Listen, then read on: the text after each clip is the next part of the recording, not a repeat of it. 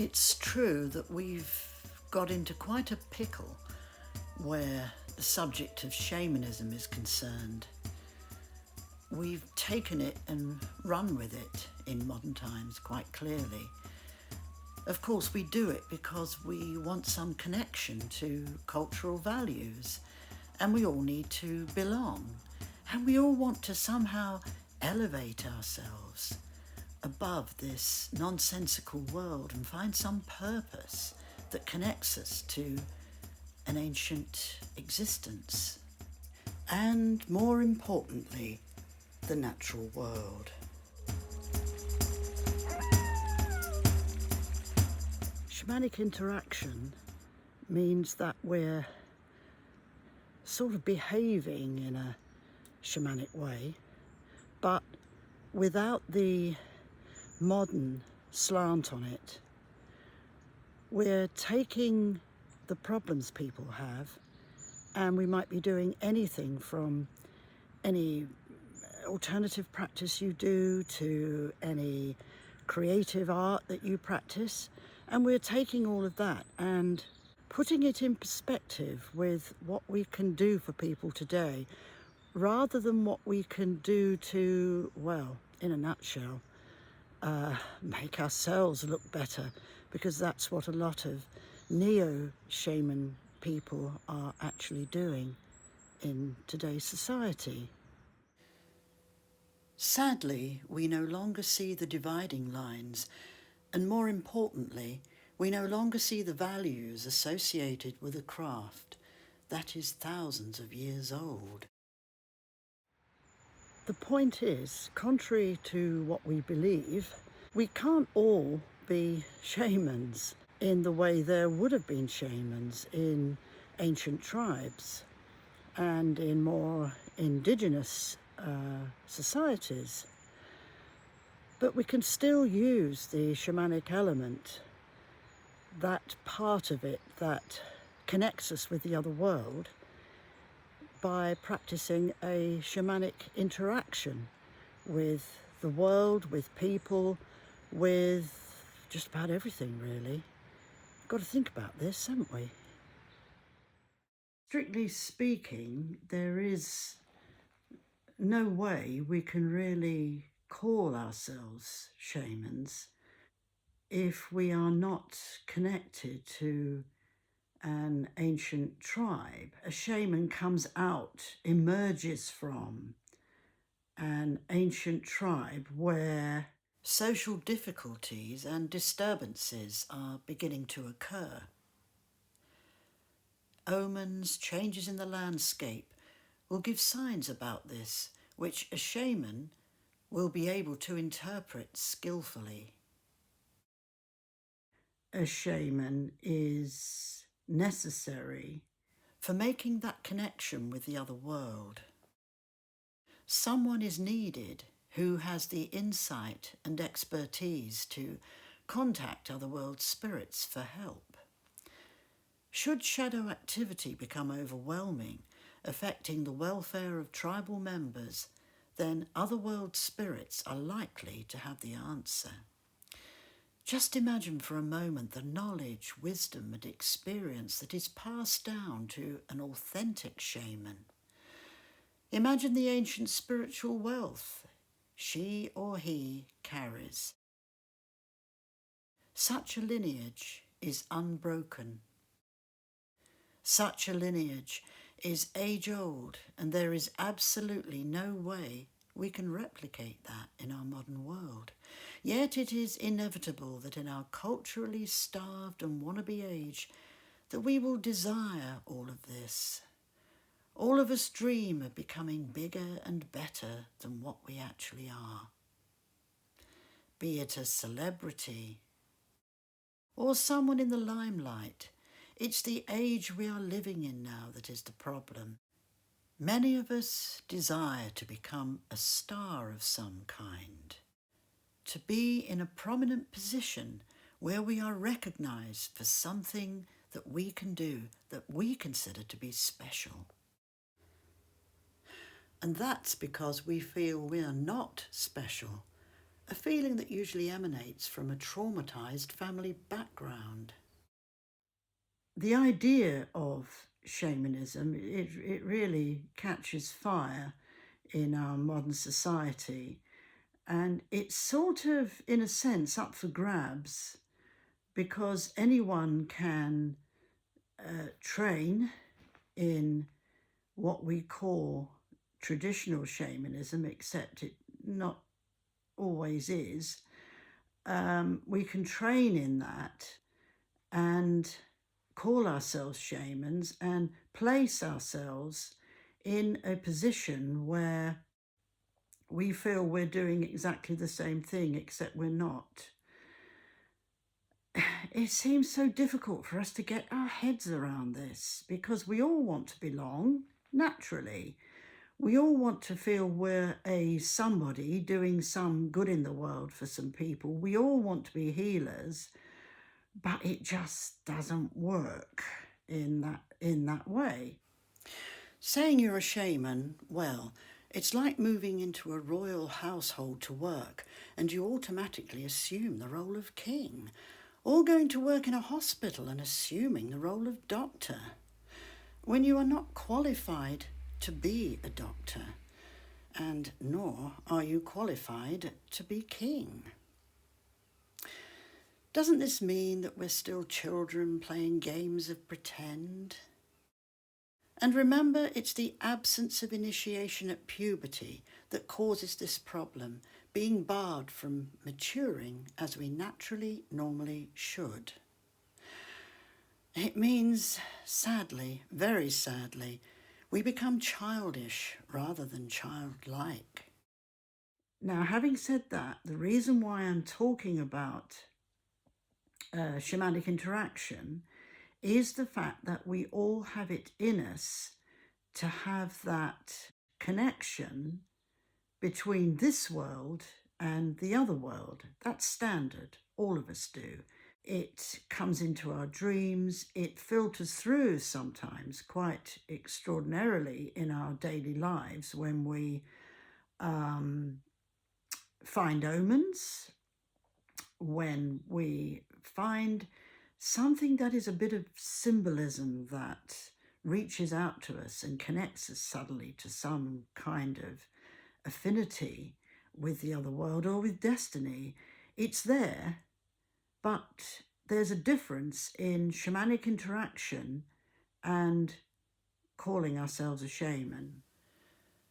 We all have a connection with the other world, but we can't all interact with it, which is what a shaman is able to do. And that's the difference between a tribal member and a shaman. A shaman has the expertise.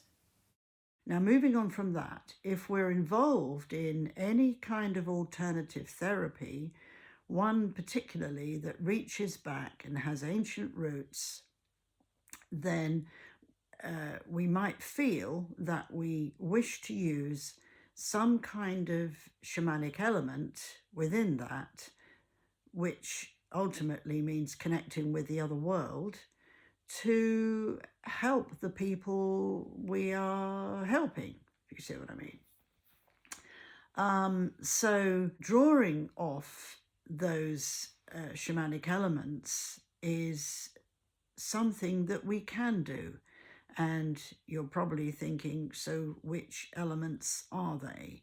And what can I call upon that is going to work and that is, moreover, respectful? And what should I leave behind? I think it's the overall title, shaman, that we need to be considerate of today, in respect to all the old shamans who have worked so hard to try and get some sort of balance in tribal life in their communities.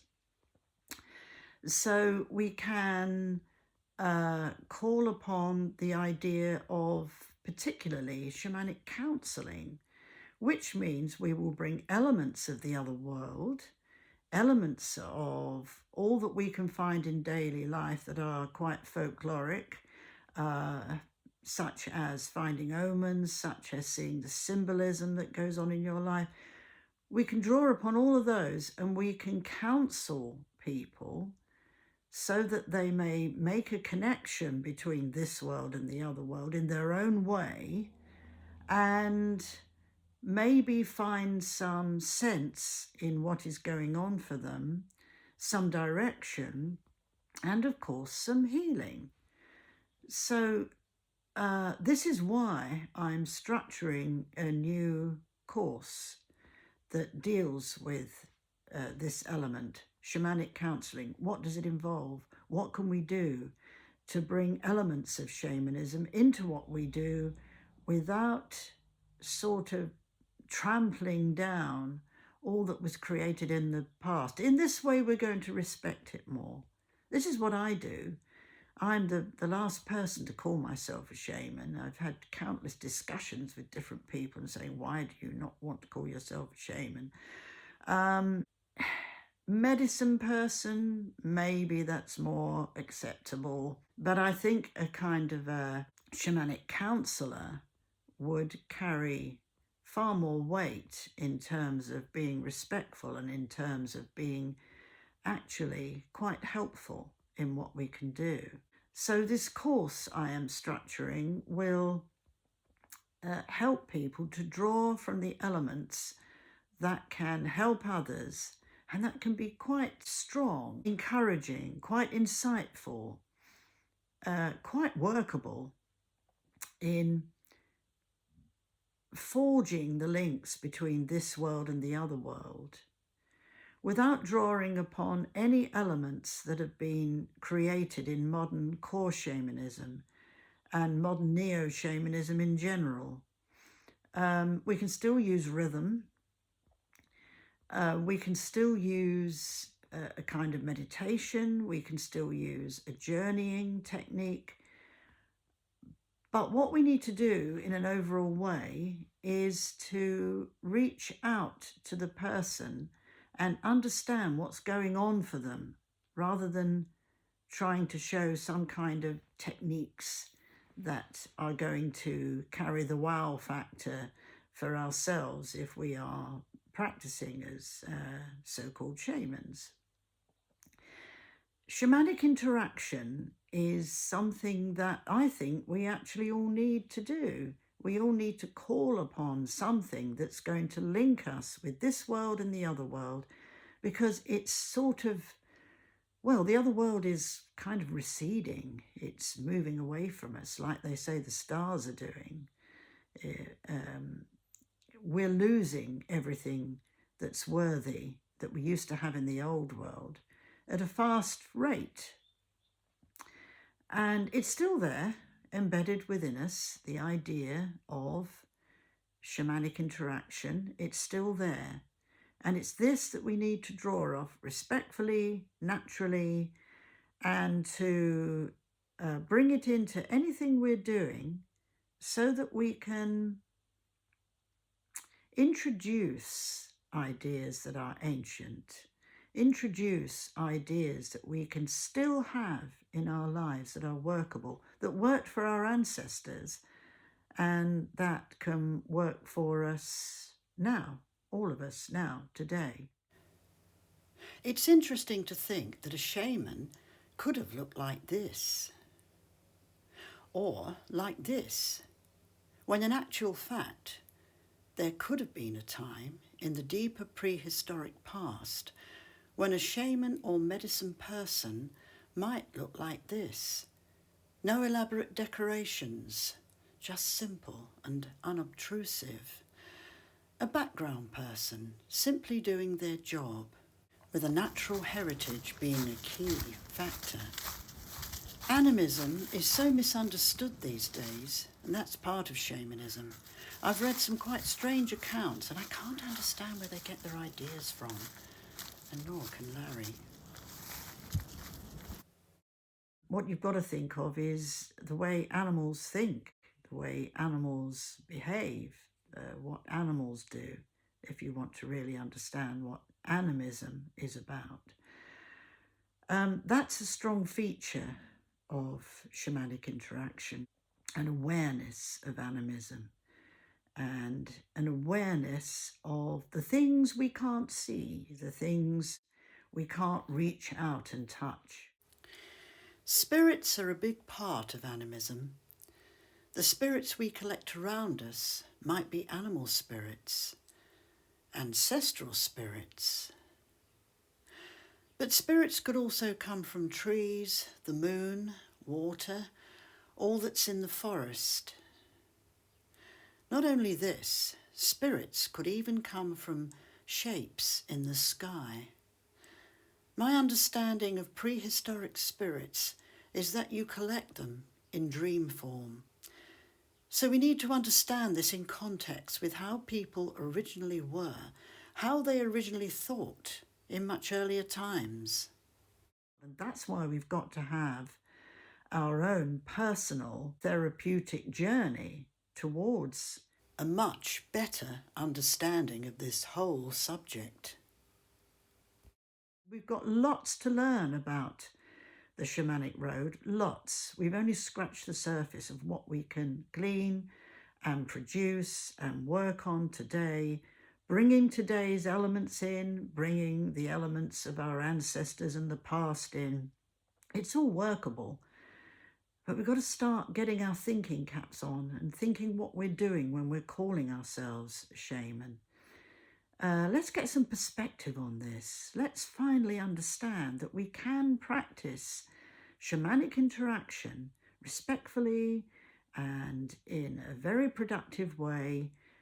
We don't have to trample on anything that's happened in the past just so that we can have the wow factor for ourselves. Belonging is something we all need to do, and that's why my workshops are important.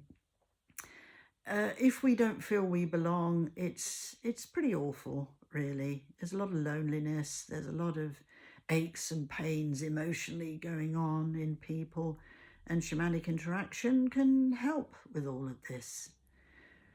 So I think I've got a lot of this in a nutshell. It's worth thinking about, especially if you're practicing shamanism in any kind of way. There's a new way, there's a new horizon for thinking about this. And I, as an authentic person who has been passed on the ways of my people, of helping my folk, that passes on to everyone. Everyone can help each other. That's what we've got to do these days. So take on board what I'm saying, and then we can all have a much happier, helpful, more healing and respectful life in this shamanic area, which we would love to practice. Well, there'll probably be more on this. So thanks for listening for now, and do take care.